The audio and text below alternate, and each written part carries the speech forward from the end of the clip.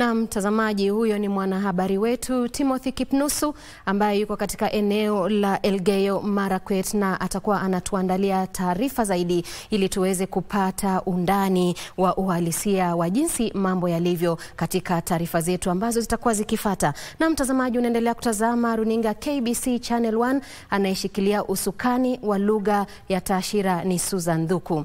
Watu wawili wamefariki dunia huku wengine 5 wakiachwa katika hali mahututi katika kituo cha afya huko Maua, kaunti ya Meru baada ya kunywa pombe haramu. Vifo hivyo vimezua taharuki katika eneo hilo huku wakazi wakilaumu watawala wa serikali kwa madai ya kuidhinisha biashara ya pombe haramu baada ya kupokea hongo kutoka kwa watengenezaji wa pombe hiyo, hali ambayo inahatarisha maisha ya waraibu. Kamishna wa kaunti ya Meru Jacob Ouma ametaja tukio hilo kuwa la kusikitisha huku akitoa onyo kali kwa maafisa wa utawala watakaopatikana wakishirikiana na wauzaji pombe haramu, huku uchunguzi wa kisa hicho ukianzishwa.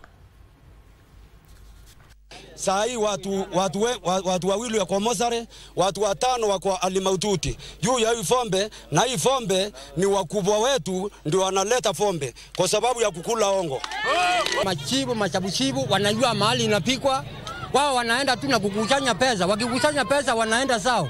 Lakini leo wakati watu wanakufa wanalala hospitalini, ndio wakati wanakuja asubuhi mapema sana na kupunja manyumba na kuchukua mitungi na kukatakata pamoja na vibuyu. Imagine subsidy ama subsidy, mtu ameajiriwa anapewa shilingi hata ilisikia si hata 200 yote, hata ukimpea 20 anakuambia endelea. Nasikitika ya kwamba badala ya kupambana na pombe imewachwa kupambana na watu. Wewe ndio mtu wa uchunguzi. Yes sir. Kwanza tunataka kujua hiyo ni kitu gani watu wamekunywa. Yes sir. Hilo ni jambo la kwanza. Komanda ya polisi,